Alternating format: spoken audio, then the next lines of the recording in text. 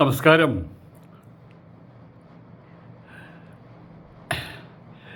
എടാ കള്ളപ്പന്നി, രാമസിംഹ,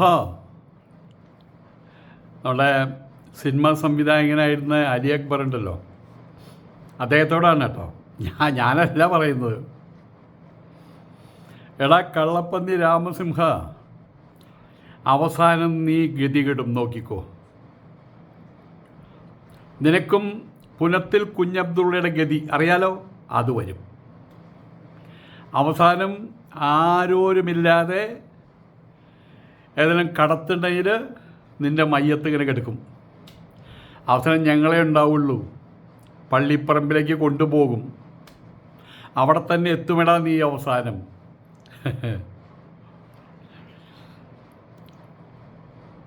ശ്രീരാമസിംഹൻ അവർകൾ ഏതൊരു ക്ഷേത്രത്തിൽ ദർശനത്തിന് പോയി. അവിടെ ആ ക്ഷേത്രത്തിൻ്റെ മുൻപിൽ നിന്നുകൊണ്ട് അദ്ദേഹം ഒരു ഫോട്ടോ എടുത്തു. ആ ഫോട്ടോ എടുത്ത് അദ്ദേഹം അത് പ്രസിദ്ധീകരിച്ചു. ഏതോ അദ്ദേഹത്തിൻ്റെ പോസ്റ്റിൽ എവിടെ ഇട്ടു. അതിൻ്റെ അടിയിൽ പിന്നെ തുടങ്ങി മദ്രസ പഠനത്തിൻ്റെ ആ മഹോന്നതത്വം. എന്താണ് മദ്രസ പഠനത്തിൻ്റെ മഹോന്നതത്വം? പച്ചത്തെറി, ഗുണ്ടായിസം, ഭീഷണി, എല്ലാം അള്ളാഹുവിൻ്റെ പേരിലാണ് കേട്ടോ.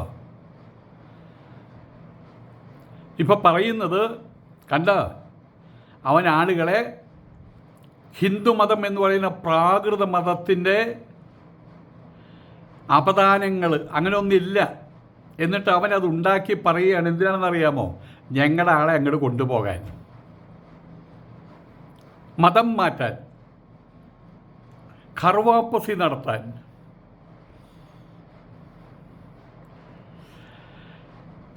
ഇതിൽ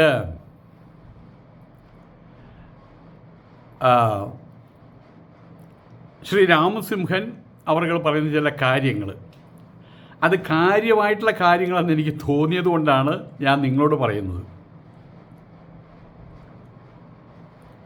മതം വിട്ടവൻ്റെ പിന്നാലെ കിടന്ന് നടക്കും, അതിവരുടെ സ്വഭാവമാണ്. എന്നിട്ട് അയാൾ വിടുന്ന കീഴ്ശ്വാസം മുഴുവൻ അത് മുഴുവൻ ഏറ്റുവാങ്ങും. ഈ ഹിപ്പോപ്പൊട്ടോമസോ മറ്റോ ഉണ്ട്, പണ്ട് ഒരു കുറുക്കനൊരു സ്വഭാവമുണ്ട്. കുറുക്കനെ പിടിക്കാൻ കുറുക്കൻ്റെ പിന്നാലെ ഓടിക്കഴിഞ്ഞാൽ ഏത് സിംഹമാണെങ്കിലും അവസാനം കുറുക്കൻ്റെ പിന്നാലെ ഭയങ്കര സ്പീഡിൽ കൊണ്ട് ഓടും. കുറുക്കനെ തൊട്ടില്ലെന്ന അവസരം എത്തുന്ന സമയത്ത് കുറുക്കനൊരു വിദ്യ ഉപയോഗിക്കും. അത് ഉടനെ തന്നെ വെടിയേറ്റ പോലെ നിൽക്കുകയാണ്. ഏത് മൃഗമാണെങ്കിലും, സിംഹമാണെങ്കിലും പുലിയാണെങ്കിലും. അതിനെ കുറുക്കൻ കീഴ്ശ്വാസം വിട്ടു എന്നാണ് പറയുക. അതവൻ്റെ ഒരു ആയുധമാണത്രേ. അതുപോലെ മദ്രസ പഠനത്തിന് ഇറങ്ങി വന്ന മദ്രസ പൊട്ടന്മാരുടെ ഏറ്റവും വലിയ ആയുധമാണ് ഈ കീഴ്ശ്വാസം വിടൽ. അത് ആളുകൾ കൂട്ടം കൂടിയിരിക്കുന്ന സമയത്ത് ഒരുത്തം കീഴ്ശ്വാസം വിട്ട് കഴിഞ്ഞാൽ ആൾക്കാർ എന്ത് പറയും? ഞാനൊന്ന് പുറത്തു പോയിട്ട് വരാമെന്ന് പറയും. വേറെ ആൾ പറയും ഞാനൊന്നും മൂത്രമൊഴിച്ചു, പിന്നെ അവിടെ ഇരിക്കാൻ പറ്റില്ല. ഈ ഒരു പരിപാടിയാണ് കൃത്യമായിട്ട് ഒരാൾ പറയുകയാണ്, വിശുദ്ധ ഖുർആൻ വിശുദ്ധമല്ല അശുദ്ധമാണെന്ന് പറഞ്ഞാൽ പറയണം, നോക്കൂ നിങ്ങളത് പറഞ്ഞത് തെറ്റി, അങ്ങനെയല്ല പറയേണ്ടത്. ഞങ്ങൾ എന്തുകൊണ്ടാണ് വിശുദ്ധ ഖുർആൻ എന്ന് പറയണത് നിങ്ങൾക്ക് അറിയണ്ടേ? ഇതല്ല പറയുന്നത്. നീ ആരടാ? നിൻ്റെ തന്ത ആരടാ? നിനക്ക് എത്ര തന്തയുണ്ടടാ? നിൻ്റെ തള്ള തേക്കുംകാട് പാർട്ടിയല്ലേടാ? പിന്നെ തള്ളയ്ക്കും തന്തയ്ക്കുള്ള വിളിയാണ്. പുറകിൽ കിടന്ന് നടക്കുകയാണ് അവന്മാർ, ഒരു മൊബൈലും വെച്ച് പുറകിൽ കിടന്ന് നടക്കുകയാണ് മതം വിട്ടവൻ്റെ പിന്നാലെ. പക്ഷേ ആഗ്രഹം ഇതിപ്പോൾ പാകിസ്ഥാനിലോ അല്ലെങ്കിൽ സ്ഥലത്തൊക്കെയാണ്. പാകിസ്ഥാനിൽ ഇപ്പോൾ പറ്റാണ്ടേ തോന്നണം, അവിടെ ഗീത പഠിപ്പിക്കാൻ തുടങ്ങിയിട്ടുണ്ട്. അവിടെ പണ്ടത്തെ കാലത്താണെങ്കിൽ ഇവന്മാർ ആളുകളെ കൊന്നുകളയും. പക്ഷെ ഇത് ഭാരതമാണ്, ഹിന്ദുസ്ഥാനുമാണ്, സോവറിൻ ഡെമോക്രാറ്റിക് ഓഫ് എന്നാണല്ലോ അതിൻ്റെ പേര്, ഇന്ത്യ എന്നോ മറ്റോ പേര്, മുഴുവൻ പേര് എനിക്കറിയില്ല. അവിടെ ഇത്രേ പറ്റുള്ളൂ. ഈ കീഴ്ശ്വാസം വിടൽ, തെറി പറയൽ, ശപിക്കൽ, നീ മുടിഞ്ഞു പോകും കള്ളപ്പന്നി, നീ പുഴുത്തു ചാവും, നീ വല്ല കടത്തിണേലും കിടന്ന് ചാവും. അപ്പം ഞങ്ങളെ ഉണ്ടാവുള്ളൂടാ. നിന്നെ കെട്ടുകൾ 3 കെട്ടിയിട്ട് ഞങ്ങൾ കട്ടിലുമ കയറ്റിയിട്ട് ഞങ്ങളുടെ മറ്റേ ശവപ്പറമ്പിൽ കൊണ്ട് ഖബറടക്കും. ഇതിൻ്റെ മയ്യത്ത് അത് ഞങ്ങളുടെ മഹോന്നതമായിട്ടുള്ള മനസ്സിൻ്റെ പ്രവർത്തനം കൊണ്ട് അത് സംഭവിക്കുന്നത് മനസ്സിലാക്കിക്കോന്നേ. ഈ രീതിയിൽ ശപിക്കുക, പിന്നെ തന്തയ്ക്കും തള്ളയ്ക്കും വിളിക്കുക. പിന്നെ പറയുന്ന കാര്യമുണ്ട്, എത്ര കിട്ടിയിടാൻ നിനക്ക്. ഈ പാർട്ടികളൊക്കെ വാസ്തവത്തിൽ ഗൾഫിലേക്കും പോയിട്ട് എന്തെങ്കിലും കിട്ടിക്കഴിഞ്ഞാൽ പെണ്ണിനെ വരെ, ഞാൻ പിന്നെ കൂടുതൽ പറയുന്നില്ല കാരണം നല്ല സുഹൃത്തുക്കൾ വേണ്ടത്രയുണ്ട് അവിടെ. ഈ ഒരു ഗതികെട്ട കുറേ സാധനങ്ങളുണ്ട്. ഇവറ്റകളുടെ കാര്യമാണ് പറയുന്നത്. ഇവിടെ കിടന്ന് അത് കൊടുത്ത് ഇത് വാങ്ങുന്ന ആൾക്കാരാണ് ഇവൻ്റെ പെണ്ണുങ്ങൾ, ഇവൻ്റെ അമ്മ, ഇവൻ്റെ പെങ്ങൾ, ഇവൻ്റെ ഭാര്യ, ഇവൻ്റെ മകൾ. ഇതൊക്കെ അത് കൊടുത്ത് ഇത് വാങ്ങും. അത് കൊടുത്തപ്പോൾ തേഞ്ഞു പോകുന്ന സാമാനമൊന്നുമല്ലല്ലോ, സത്യമാണ് പറയുന്നത്. അതാണ് ഇവൻ മനസ്സിൽ വയ്ക്കുന്നത്. ഒരാളുടെ അയാളുടെ അഭിപ്രായം മാറിക്കഴിഞ്ഞാൽ എന്ത് കിട്ടി. ഈ ഉഷാമ്പികളോട് എനിക്ക് പറയാനുള്ളത്, ലോകത്തെ എല്ലാവരും നിങ്ങളെപ്പോലെയാണെന്ന് കരുതരുത്. 10 രൂപ കിട്ടി അങ്ങോട്ട് ചാടുക, 10 രൂപ കിട്ടി ഇങ്ങോട്ട് ചാടുന്ന ആൾക്കാരല്ല. എന്ത് ഗതികേടുണ്ടെങ്കിലും ധർമ്മം എന്നൊന്നുണ്ട്. നിങ്ങൾ തന്നെ നിങ്ങളുടെ പ്രവാചകനായിട്ടിരിക്കുന്ന നബി തിരുമേനിയുടെ കാര്യം ആലോചിച്ച് നോക്ക്. അദ്ദേഹം എന്താ പറഞ്ഞത്? എനിക്ക് സൂര്യനെയും ചന്ദ്രനെയും കിട്ടിയാൽ പോലും എൻ്റെ ധർമ്മമാണ് വലുത്, എൻ്റെ നിലപാടുകളാണ് വലുത്, അത് ഞാൻ വിടില്ല. ഒരു രാത്രി കൂടി കഴിഞ്ഞിരുന്നെങ്കിൽ അദ്ദേഹം തുണ്ടമായി പോയേനെ. എന്നിട്ടും നിലപാടിൽ നിന്ന് മാറ്റിയില്ല. ഉള്ളതെല്ലാം വിട്ടെറിഞ്ഞ് സ്വന്തവും ബന്ധവും വീടും നാടും ഉള്ള ധനവും ഉള്ള ഒട്ടകങ്ങളെ മുഴുവൻ വലിച്ചെറിഞ്ഞ് അദ്ദേഹം കാൽനടയായിട്ട് കഷ്ടപ്പെട്ട്, അതൊക്കെ നിങ്ങൾക്കറിയാവുന്നതാണ്. പക്ഷെ അതല്ല നിങ്ങൾ പിൻപറ്റുന്നത്. നിങ്ങളുടെ ഈ സമകാലിക ജീവിതത്തിലെ 10 രൂപ കിട്ടിക്കഴിഞ്ഞാൽ നിങ്ങൾ നക്കിത്തിന്നും. നിങ്ങളുടെ അമ്മയെ കൊടുക്കും, പെങ്ങളെ കൊടുക്കും, നിങ്ങളുടെ ഭാര്യയെ കൊടുക്കും. ആണ് ഞാൻ അത് കൊടുത്ത് ഇത് വാങ്ങുന്നു പറയുന്ന കാര്യം അതാ. ആ ഒരു മനോഗതം മനസ്സിൽ വെച്ചുകൊണ്ടാണ് എല്ലാവരോടും ചോദിക്കുന്നത്, എത്ര കിട്ടി? അവിടുന്ന് എത്ര കിട്ടി? കിട്ടിയടാ അതിൻ്റെ കുറച്ച് നിനക്കും നക്കണോ? ഞാൻ എൻ്റെ ചന്തിയമ്മ വെച്ച് തേച്ച് തരാം, നീ നക്കിക്കോ. ഇത്രയും വൃത്തികെട്ട് പിന്നീട് നമ്മളിതൊക്കെ മനസ്സിലാക്കുന്ന. വാസ്തവത്തിൽ നമ്മൾ പുറത്തുനിന്ന് കാണുന്ന സമയത്ത് നമ്മൾ മൂർഖം പാമ്പിനെ കാണുമ്പോൾ നല്ല ഭംഗിയാണ്. അതിങ്ങനെ പത്തിയൊക്കെ ആട്ടി, അതുമൊരു ചിഹ്നമുണ്ട്, അതിങ്ങനെ പത്തിയൊക്കെ ആട്ടി നല്ല ഭംഗിയാണത്. അതിൻ്റെ അടുത്ത് ചെല്ലുമ്പോൾ ഒരു കൊത്തിയാൽ നമ്മൾ ചത്തും പോകും. ഇവിടെ ഇതുപോലെ മതം വിട്ടവൻ്റെ പുറകിൽ കിടന്ന് നടക്കുക. പിന്നെ ജാതി ചോദിക്കുക. നീ ഹിന്ദു അല്ലേ? നിങ്ങൾ ഹിന്ദുവിൽ ഏതാ ജാതി? ഇവിടെ ഒരു കാര്യം മനസ്സിലാക്കണം. ഇപ്പോൾ ഇവർ പറയുന്ന കേരളത്തിലെ മുസ്ലിം സമുദായം, അവിടെയും ജാതികളുണ്ട്, ഗ്രൂപ്പ് എന്നാണ് പറയുക. ജാതികളുണ്ട് അവിടെ. ഒരേ പേരിൽ 2 ജാതിയുണ്ട്. അതാണ് മറ്റേ സമസ്ത, നായർ സമസ്ത, ഈഴവ സമസ്ത എന്ന് പറഞ്ഞ പോലെ A Samastha, B Samastha, AP Samastha, EK സമസ്ത, തമ്മിൽ അവർ കണ്ടുകൂടാ. അവിടുത്തെ തൊഴുത്തിലെ പോത്തിനെ ഇവിടെ കെട്ടില്ല, ഇവിടുത്തെ തൊഴുത്തിലെ പോത്തിനെ അവിടെയും കെട്ടില്ല.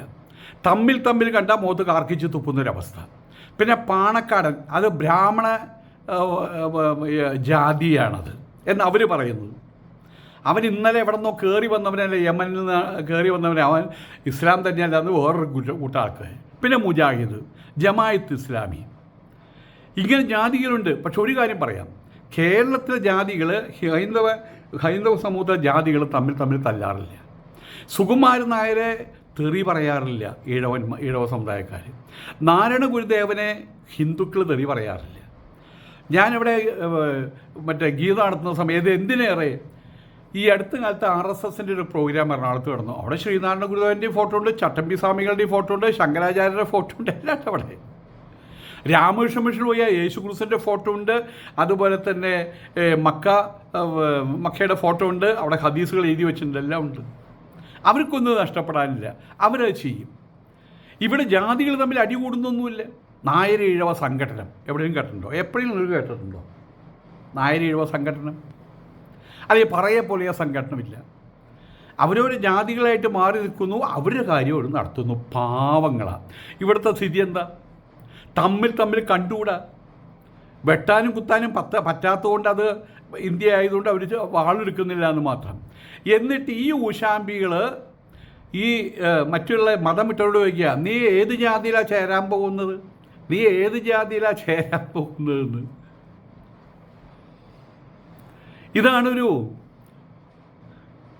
സാമാന്യ ജിഹാദിയുടെ ലക്ഷ്യം. ഇവരെയാണ് ഈ മദ്രസ പൊട്ടന്മാരെന്ന് പറയുന്നത്. ഇവറ്റകളെ ലോകത്തിൽ ഒരു കാര്യം, ആകാശം മുതൽ ഭൂമി വരെയുള്ള ലോകത്തിൽ എന്തെന്തെല്ലാം കാര്യങ്ങളുണ്ട്. ഇങ്ങനെയുള്ള ഈ ആളുകൾ അതൊന്നും പഠിപ്പിക്കില്ല.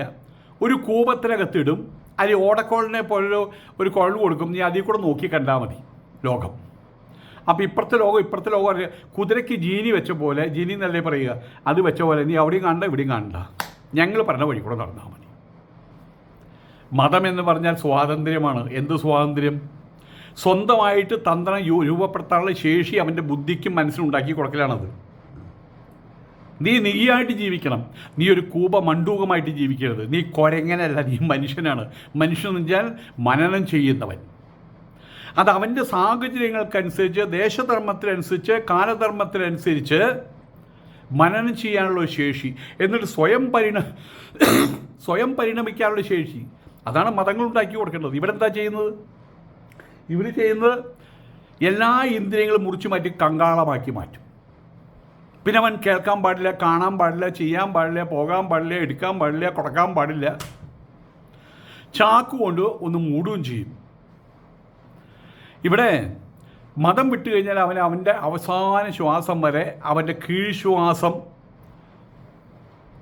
നുകർന്ന്, അവരെ സംബന്ധിച്ചിടത്തോളം കോയമ്പത്തൂർ മുല്ലയുടെ മണാണ് മതം വിട്ടവൻ കീഴ്ശ്വാസം വിടുന്നത്. അത് ശബ്ദമുള്ള കീഴ്ശ്വാസവും ശബ്ദമില്ലാത്ത കീഴ്ശ്വാസം അവന് വലിയ ഇഷ്ടമാണത്. അതിങ്ങനെ ആഹാ മതം വിട്ടവൻ്റെ കീഴ്ശ്വാസം ശ്വസിക്കുക എന്ന് പറഞ്ഞു കഴിഞ്ഞാൽ അതിൽ പരമൊരു സന്തോഷം ഈ മദ്രസ പൊട്ടന്മാർക്ക് വേറെ ഇല്ല എന്നുള്ളതാണ്. ജാമിദ ടീച്ചറുടെ പുറകിൽ കുറേ നടന്നു, അവരും കുറേ കീഴ്ശ്വാസം വിട്ടുകൊടുത്തു. ഇപ്പോൾ അവരുടെ പുറകിൽ ആൾക്കാർ കുറവ്. ഇപ്പോൾ 1-2 ആൾ എന്നോട് പറഞ്ഞതെന്താ അറിയോ, നീയാണ് നമ്പർ 1 തെമ്മാടി. ജാമിദ ടീച്ചറൊക്കെ എത്രയോ നല്ലവളാണെന്ന്. ഇപ്പോൾ ജാമിദ ടീച്ചറൊക്കെ എത്രയോ നല്ലവളാണ്. ഇപ്പം അങ്ങനെയായി. കാരണം വെറുതെ പച്ചത്തറി പറയലല്ല ജാമിദ ടീച്ചർ, ജബ്ബാർ മാസ്റ്റർ, അവരെ ആരിഫ് ഹുസൈനെ പോലെ വെറുതെ പച്ചത്തറി പറയലല്ല. അവർ കാര്യമാത്ര പ്രസക്തമായിട്ടുള്ള കാര്യം പറഞ്ഞുകൊണ്ടാണ് ഇവരെ നേരിടുന്നത്. അല്ലാതെ ആരിലും വന്നിട്ട് തെറി പറഞ്ഞത് അതിന് മുണ്ടൻതെറിക്ക് മണ്ടൻതെറി പറയലല്ല അവർ ചെയ്യുന്നത്. അവിടെ തോൽക്കുകയാണ് എല്ലാവരും. ഞാനിത് എഴുതാൻ കാരണം, മറ്റേ രാമസിംഹൻ അദ്ദേഹത്തിൻ്റെ ഫേസ്ബുക്കിൽ പറഞ്ഞിരിക്കുകയാണ്, ഞാനിത് എഴുതാൻ കാരണം ഇന്ന് ക്ഷേത്രത്തിൽ പോയപ്പോൾ ഒരു സെൽഫി എടുത്ത് പോസ്റ്റ് ചെയ്തു. ആ പോസ്റ്റ് ചെയ്തിട്ട് അതിൻ്റെ അടിയിൽ വന്ന കമൻറ്റുകളാണ് ഈ പറഞ്ഞ കാര്യങ്ങൾ. അതിൽ പ്രത്യേകം ശ്രദ്ധിക്കേണ്ടുന്ന ഒരു കമൻറ്റുണ്ട്. അതിൽ പറഞ്ഞിരിക്കുകയാണ്, നീ നോക്കിക്കോ, നിനക്ക് പുനത്തിലിൻ്റെ ഗതിയായിരിക്കുമെന്ന്. പുനത്തിൽ കുഞ്ഞബ്ദുള്ളയുടെ ഗതി. അതിലൊരു ഭീഷണി ഒളിഞ്ഞിരിപ്പുണ്ട്. എന്താണ് ഭീഷണി? നീ ചത്തുപോകുന്ന സമയത്ത് നോക്കിക്കോ, നിന്നെ സംരക്ഷിക്കാൻ നിൻ്റെ ശവം എവിടെയും കിടക്കുമ്പോൾ എടുത്തു കൊണ്ടുപോകാൻ പണ്ടാരടങ്ങാൻ. എന്തായാലും അവൻ വാപ്പയ്ക്കും ഉമ്മയ്ക്കും മുസ്ലിം ജനിച്ചതല്ലേ, കുറേ തെമ്മാടത്തിനുകൾ കാണിച്ചു, എന്നാലും വിട്ടുകളാ, ആ ശവം എടുക്ക്, 3 കെട്ടുകളും കെട്ട് അവിടെ കൊണ്ട് കുഴിച്ചിട്ടോ, ആ ഗതി നിനക്ക് വരും. അവസാനം ഞങ്ങളെ ഉണ്ടാകുള്ളൂ എന്നാണ് ഈ ഭീഷണി. പുനത്തിൽ കുഞ്ഞബ്ദുള്ളയ്ക്ക് അതാണ് സംഭവിച്ചത്. അത്രേ, എനിക്ക് അതിൻ്റെ കൃത്യമായിട്ട് കാര്യമില്ല. അവസാനം അദ്ദേഹത്തെ പള്ളിപ്പറമ്പിൽ കൊണ്ട് അടക്കി മറമാടി എന്നാണ് ഇതിൽ പറയുന്നതാണ്. ആയതുകൊണ്ട് തന്നെ ഞാൻ എന്തു ചെയ്തു, ഇനി അങ്ങനെ പറയാതിരിക്കാൻ വേണ്ടിയിട്ട് ഞാനിവിടെ എൻ്റെ കാര്യം പറയാം. ഇവിടെ ഒരു ചപ്പെന്ന് പറയാം. കാരണം ഒരു പുരുഷൻ എന്ന് പറയുമ്പോൾ ശത്രുവിനാണെങ്കിൽ പോലും ഒരാണിനൊരു പുരുഷത്വം ഉണ്ടെങ്കിൽ നമ്മളയാളെ കാണുമ്പോൾ ചിലപ്പോൾ ഇഷ്ടപ്പെടും. ഞാൻ പലപ്പോഴും പറയേണ്ടത്, വീരപ്പൻ ഇപ്പം എൻ്റെ വീട്ടിൽ കയറി വന്നാൽ അയ്യാ വാങ്ങോ, കാരണം അയാളുടെ മുഖത്തൊരു ചാരുതയുണ്ട്. ഞാനൊരു കൊള്ളക്കാരൻ എന്ന് പറയാനുള്ള യോഗ്യതയുണ്ട്. ഉസാമ ബിൻ ലാദൻ അയാളുടെ മുഖം ഭീകരവാദിയാണെന്നാണ് പറയുന്നത്. പക്ഷേ അയാളുടെ മുഖം കണ്ടു കഴിഞ്ഞാൽ പ്രേം നസീറിനേക്കാൾ ചാരുതയുള്ള, എപ്പോഴും മന്ദഹാസം മുഴക്കുന്ന, പക്ഷേ ഇവിടെയുള്ള അവൻ മദനി എന്ന് പറഞ്ഞ ഒരുത്തനുണ്ട്. അവൻ്റെ മുഖം കാണുമ്പോൾ തന്നെ സത്യം പറഞ്ഞു കഴിഞ്ഞാണ്ടല്ലോ, നമുക്ക് എന്തെങ്കിലും നമ്മളെ ഭാര്യയും ഭർത്താവും കൂടി കിടക്കുന്ന സമയത്ത് അവൻ്റെ മുഖം കണ്ട ഉള്ള വികാരം പോലും പോകും. ആണുമല്ല പെണ്ണുമല്ലാത്തൊരു പൗഡർ കൂട്ടപ്പൻ. ആ തലയിൽ കെട്ടൊക്കെ കെട്ടുമ്പോൾ ഒരു ഭംഗി വേണ്ടേ? ഒരു കെട്ടുകിട്ട് അതിൻ്റെ മുന്നിൽ പപ്പടം വെച്ച് അമർത്തിയ പോലെ ആ ദണ്ഡിച്ചക്കൻ. അവൻ എപ്പോഴും പറയുന്നൊരു കാര്യമുണ്ട്, ഈ സ്വാമി ആസാമിയാണ്, ഇയാൾ ആർഎസിൻ്റെ ചാരനാന്ന്. കഴിഞ്ഞില്ലേ അവൻ്റെ പറച്ചിൽ, ഞാൻ ആർഎസ്സുകാരനാടാ, ഞാൻ 100% ആർഎസ്സുകാരനാടാ, ഞാൻ പണ്ടേ ആർഎസ്സുകാരനാടാ. കഴിഞ്ഞില്ലടാ ഉഷാമ്പി നിൻ്റെ വർത്താനം. ഇവിടെയും അതേ ടാക്ടിക്സ് തന്നെയാണ് ശ്രീ രാമസിംഹനും നടത്തിയത്. ഇനി പള്ളിപ്പറമ്പിലേക്ക് തിരിച്ചു വരുമടാം തീയ് എന്നുള്ള വർത്തമാനം ഇല്ലാതിരിക്കാൻ, ആ ശാപവചനങ്ങൾ പുറത്ത് വരാതിരിക്കാൻ വേണ്ടി ഞാൻ എന്ത് ചെയ്തു? മതം മാറി. അത് ഔദ്യോഗികമായിട്ടല്ല, മതം മാറി. കാര്യം കഴിഞ്ഞില്ലേ? ഈ മതം മാറാൻ വരുന്ന സമയത്ത് ആത്മീയ ഗുരുക്കന്മാരുണ്ട്. അവർ പറഞ്ഞു, അലി അക്ബർ എന്നുള്ള നിങ്ങൾ അലി അക്ബറായിട്ട് തുടർന്നോളൂ, ധർമ്മമാണ് വലുത്. ഹിന്ദുവായിട്ട് മാറലോ, സിഖായിട്ട് മാറലോ, അതല്ലെങ്കിൽ ക്രിസ്ത്യാനിയായിട്ട് മാറലല്ല വലുത്, ധർമ്മമാണ് വലുത്, മാനവികതയാണ് വലുത്, അതിലൂടെ ജീവിച്ചോളൂ. അല്ല, ഇവന്മാരിങ്ങനെ പറയും, എന്നാൽ ശരി നിങ്ങൾ മതം മാറിക്കോ. അതങ്ങനെ ചില സ്ഥാപനങ്ങളുണ്ടല്ലോ, അങ്ങനെ മതം മാറിയതാണ്. എന്തിനാ? അല്ല, ഇവന്മാർ പറയും അവസാന കാലഘട്ടത്തിൽ ഈ ശാപോചനാണ്, നീ ഗതികെട്ട് നീ വല്ല കടത്തണിൽ പുഴുത്ത് ചാവുമെടെ, അന്ന് ഞങ്ങളെ ഉണ്ടാവുള്ളൂ. അത് പറയാതിരിക്കാൻ വേണ്ടി എന്ത് ചെയ്തു? ആത്മീയ ഗുരുക്കന്മാർ ആരും എന്നെ ക്ഷണിച്ചിട്ടില്ല, ഹിന്ദു ആവാൻ ക്ഷണിച്ചിട്ടില്ല. ഹിന്ദു ആയതിൻ്റെ പേരിൽ ഇവിടെ എത്രയാ 80 കോടി ഹിന്ദുക്കളുണ്ട്. എത്ര ആൾക്കാർ ഹിന്ദുക്കളുണ്ട്. അതിലൊരു ഹിന്ദുക്കളും കൂടി തന്നെ ഉണ്ട്. ആ വരുന്ന ആളുണ്ടല്ലോ, അദ്ദേഹം മുസ്ലിമായിരുന്നു, അതേപ്പം നമ്മുടെ ആളാ എന്ന് ഇന്നേ വരെ നമ്മളാരും പറഞ്ഞിട്ടില്ല. അങ്ങനെ എന്തോ നാളെ ഇനി അങ്ങനെ വീണ്ടും മുസ്ലിം ആവാൻ പോവുകയാണെങ്കിൽ ആയിക്കോട്ടെ, അതിലെന്തിരിക്കുന്നു? ഏതായാലും ധർമ്മപാതയിൽ സഞ്ചരിക്കാൻ മതമൊരു പ്രശ്നമല്ല. അതാണ് എൻ്റെ ആത്മീയ ഗുരുക്കന്മാരെന്നോട് പറഞ്ഞത്. അലി അക്ബറാണ് പറയുന്നത്, അല്ല മറ്റേ രാമസിംഹൻ പറയുന്നതാണ്. അലി അക്ബർ മതം മാറാൻ ചെന്ന സമയത്ത് അന്ന് പറഞ്ഞത്. ഇപ്പം അദ്ദേഹം രാമസിംഹൻ. ധർമ്മപാതയിൽ സഞ്ചരിക്കാൻ മതമൊരു പ്രശ്നമല്ല. അവിടെ പക്ഷേ ചാവുമ്പോഴാണ് പ്രശ്നം. ധർമ്മം ആചരിച്ച് നടന്നു കഴിഞ്ഞാൽ പ്രശ്നമില്ല. ചത്തു കഴിഞ്ഞാൽ എന്തു ചെയ്യും? ചത്തു കഴിഞ്ഞാൽ പറയും അവൻ നമ്മുടെ ആളാ. ശവത്തിനോടാ സ്നേഹം.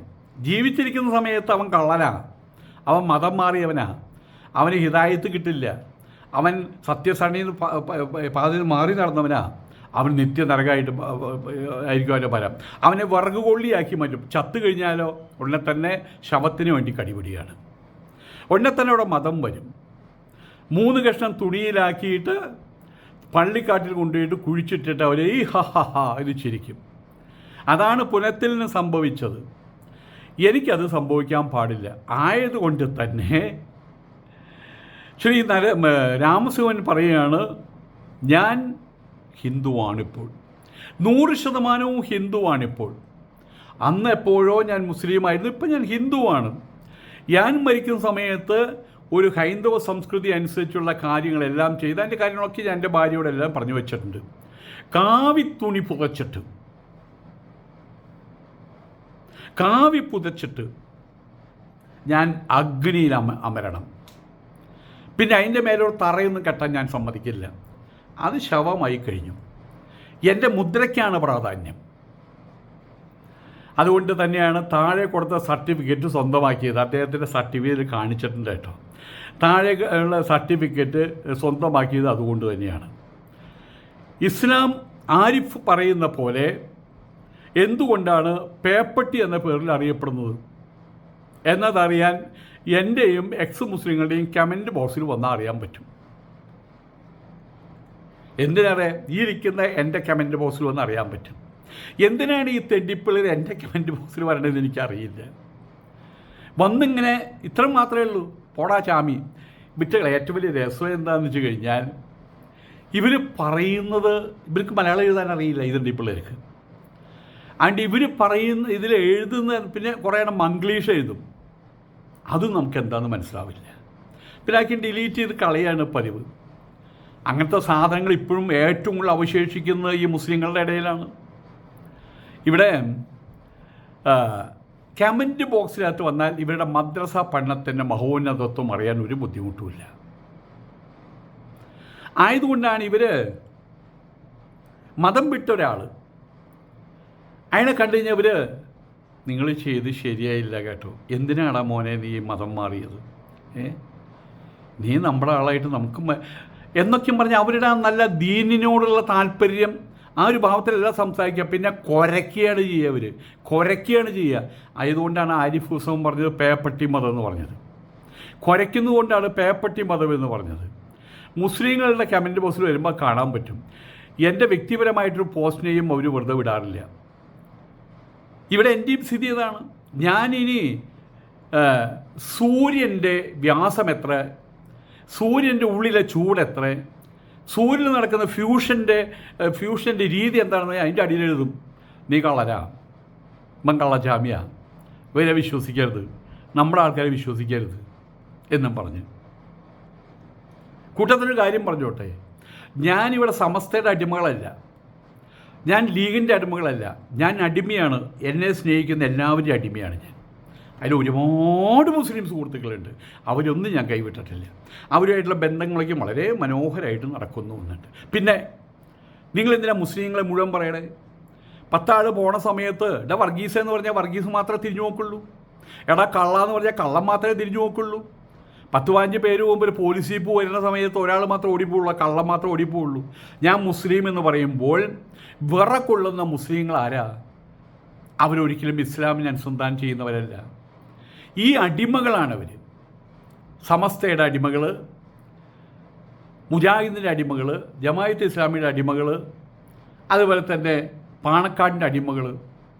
പിന്നെ ഇത് പറയുന്ന സമയത്ത് ഞാൻ ഉദ്ദേശിക്കുന്ന മുസ്ലിം എന്താണെന്ന് വെച്ചാൽ പാട്ട് പാടണം. ഞാൻ മുസ്ലിങ്ങൾ തന്നെ പറയുള്ളൂ, മുസ്ലിങ്ങൾ തന്നെ പറയുള്ളൂ, കൊള്ളുന്നവർക്കേ കൊള്ളുള്ളൂ. അവർ പറയും എല്ലാ മുസ്ലിങ്ങളും. ആർഎസ്കാർ അതാണ് പണ്ട് പറഞ്ഞിരുന്നത്. എന്ത് പറഞ്ഞാലും അവർ ഹിന്ദുവിനെ ചേർത്ത് വെച്ച് പറയും. ആർഎസ് പറഞ്ഞാൽ ഹിന്ദു എന്നുള്ള അർത്ഥത്തിൽ. അവരിപ്പോൾ വിജയിച്ചുകൊണ്ടിരിക്കുകയാണത്. അപ്പോൾ ഏതായാലും ഇവിടെ ഞാൻ പറഞ്ഞു വരുന്ന രാമസിംഗിൻ്റെ കാര്യമാണ് പറഞ്ഞു വരുന്നത്. ഇവരുടെ ജിഹാദിസം ഇതാണ്. കാര്യത്തെ പറഞ്ഞ് മനസ്സിലാക്കല്ല, കാരണം ആ കാര്യം അവർക്ക് എന്താണെന്ന് അറിയില്ല. കാര്യത്തെ പറഞ്ഞ് മനസ്സിലാക്കണ ഈ കാര്യം എന്താണെന്ന് അറിയില്ല. ജാമിദ ടീച്ചറുടെ മുമ്പിലേക്കും തലകുത്തി വീണത് അങ്ങനെയാണ്. ഇപ്പോഴുള്ള എക്സ് മുസ്ലിങ്ങൾ മരിച്ചാൽ എന്ത് ചെയ്യണമെന്ന് വ്യക്തമായി രജിസ്റ്റർ ചെയ്ത രേഖകൾ സൂക്ഷിച്ചിട്ടില്ല. എങ്കിൽ തട്ടിപ്പോയാൽ അവിടെ മത നിയമം വരും. ഇപ്പോൾ ഇതിനെക്കുറിച്ച് എക്സിൻ്റെ ആൾക്കാരെ തെറി പറയും. മരിച്ചു കഴിഞ്ഞാൽ പറയും ആരിഫ് ഹുസൈനെ അവർ കൊണ്ടുപോകും, ശ്രമിക്കും. അതിന് ആരിഫ് ഹുസൈനെ ഇപ്പോൾ കിട്ടിയെന്ന് വരില്ല, ഇദ്ദേഹത്തിന് കിട്ടിയെന്ന് വരില്ല, ജാമിദ ടീച്ചറിൽ നിന്ന് കിട്ടിയെന്ന് വരില്ല. പക്ഷെ അവർ ശ്രമിക്കും. എന്നിട്ട് പറയാൻ വേണ്ടിയിട്ടാണ്, കണ്ടോ ഇവരെല്ലാം മതം വിട്ടവരാണ്, ഗതികെട്ട് നടന്നവരാണ്, അവസാനം ഞങ്ങളെ ഉണ്ടായുള്ളൂ.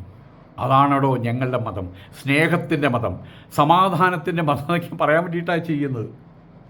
അതുകൊണ്ടാണ് ഇദ്ദേഹം കൃത്യമായിട്ട് മതം മാറിയതെന്ന് അർത്ഥം. പള്ളിക്കാട്ടിൽ തട്ടി വേണമെങ്കിൽ 2 തുപ്പും തരും. അവിടെ കൊണ്ട് കുഴിച്ചിട്ടിട്ട് 2 തുപ്പും തരും. അതാണ് പുനത്തിൽ കുഞ്ഞബ്ദുള്ളയുടെ പേര് പറഞ്ഞതിൻ്റെ, പുനത്തിൽ കുഞ്ഞബ്ദുള്ളയുടെ പേരോടെ സൂചിപ്പിച്ചതിൻ്റെ അർത്ഥം എന്താണ്?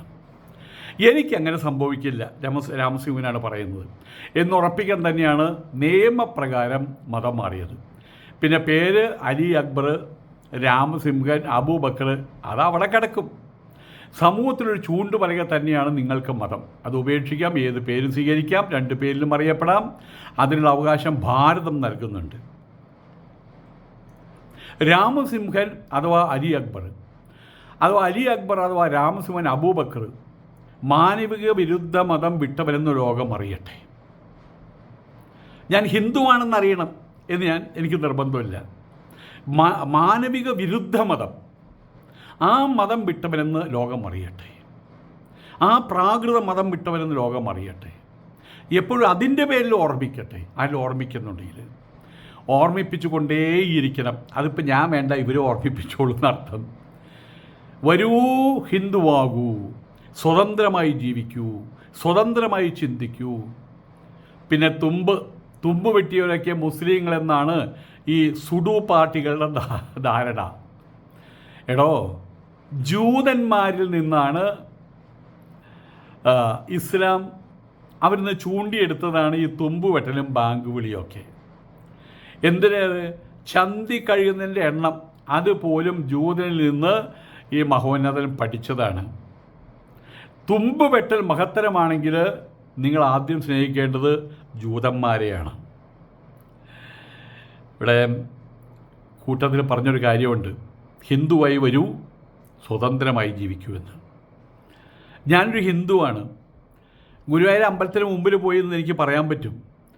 ഇവിടെ നടക്കുന്ന മുഴുവൻ കള്ളത്തരമാണ്, ഗുരുവായൂരപ്പൻ വെറും സങ്കല്പമാണ്, അത് മിത്താണ്, എനിക്ക് വിശ്വാസമില്ല എന്ന് പറയാൻ ഒരാളും അയാളെ പിടിച്ചിട്ട് ഇടി വെച്ച് കൊടുക്കുമെന്ന് പറയില്ല.